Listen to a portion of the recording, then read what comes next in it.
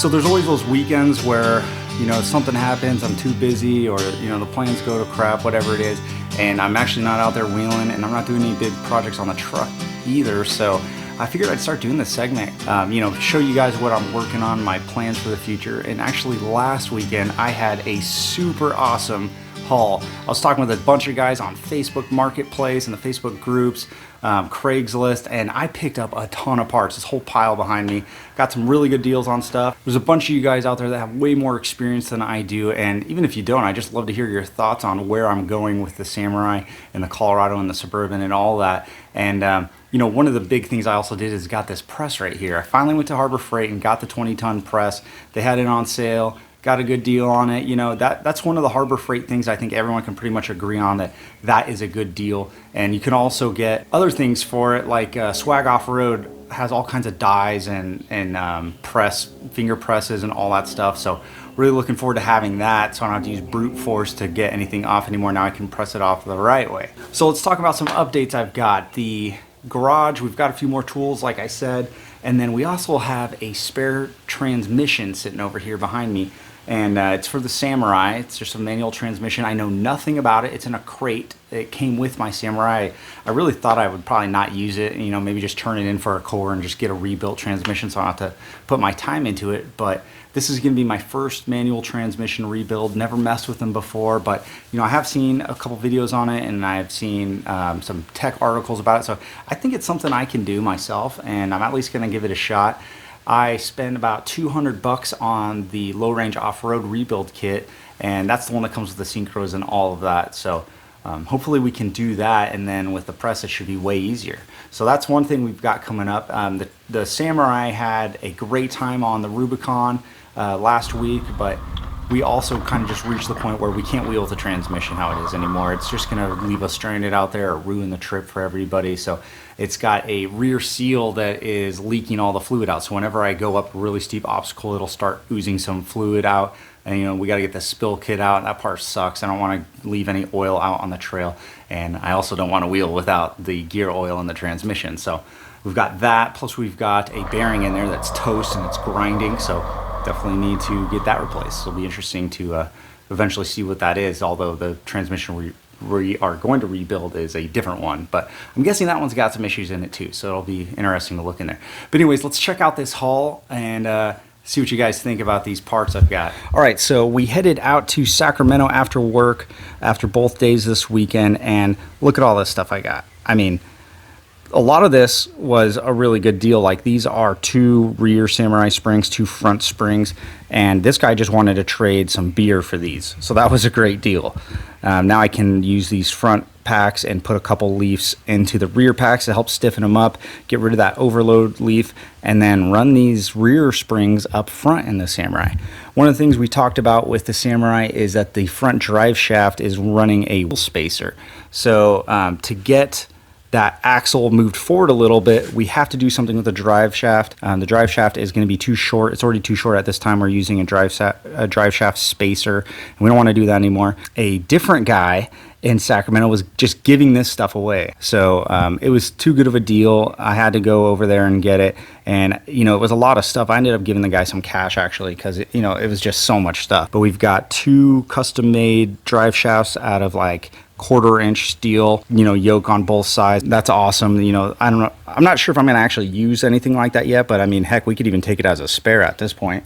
Got a couple of the slip yokes, and then an intermediate shaft, and then one other shaft. So now I've got some spares, and I'm thinking I'll just build the front drive shaft myself out of one of these old ones and see if it works. And, if it doesn't, maybe I can get one made or just buy one off the internet. Also got these steering components. This is for the steering stabilizer. These can be kind of hard to find for the Samurai. This is just a little shaft for the steering, and then this is FJ80 tie rod end. We've got some ammo cans, which are always cool. I love having extra of those. And then when I opened them up, there's a bunch of stuff in here. There's another slip yoke right there, some U-joints. It's even got an extra hub in there.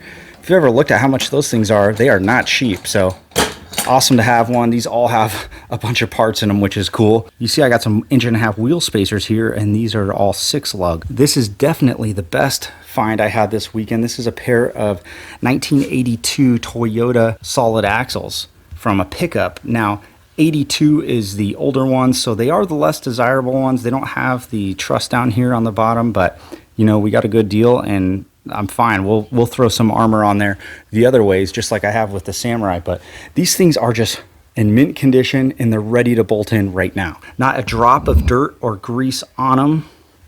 Perfectly clean. And my favorite part is that it's got some performance rotors on it. And yeah, these rotors are just ready to go. Okay, I'm kidding. Yeah, this thing's torn up. These things need to be rebuilt big time. Both of them. We've got the lug studs snapped off, some bent components on here, and the knuckles need to be rebuilt, all that stuff. But one promising thing about these is that they have the green paint on the pinion, which if you look at some of the charts on there, it's not 100% accurate, but that could mean that these have 438 gears in them, which would be awesome because the Samurai only has 373. So just swapping these in like they are would be a gear reduction for us, which is awesome. So yeah, great haul. I'm pretty stoked about all these parts I got, especially because they were, you know, almost free. Some of it was free, and then I got some really good deals. But yeah, Toyota axles. A lot of guys throw those Toyota axles on their Samurai, and then they're just like, okay, yeah, now I'm wider and stronger, and I'm running 35s. But that's not really how my brain works. That doesn't seem like a big enough leap for me. I'm thinking build these Toyota axles up the right way, get some chromoly shafts front and rear, you know, all the gussets and trusses, and just make those things nice and strong so we don't have to worry about them, especially on this lightweight Samurai. You know, that thing's only going to weigh probably like 2,500 pounds even with these Toyotas under it. So I'm thinking go big on the tires. I'm thinking maybe like 38s, 37ers, 38s, and you know, maybe do a little bit of cutting, 6-inch stretch in the rear, a 6-inch stretch in the front, probably all using leaf springs again. And you know, keep it simple, keep it low, and keep those tires big. And you know, maybe run XJ springs in the rear, YJs or rears up front. I'm not really sure yet, but those are all future plans. I'm going to be building these in the background, and not really sure exactly the route I'm going to take so far. I don't know a lot about the Toyota axles. I've been a Dana guy this whole time, so if you guys have got any tips or anything I need to watch out for, let me know. I'm thinking about running 589 gears. Maybe like a Spartan or Lock-Right, but really simple lockers front and rear, and maybe upgrade later on to a selectable if I do have a problem with, you know, turning or unlocking that stuff. Hydraulic assist, or maybe just try out a Toyota power steering box for now and see if that's enough to move those 38s around.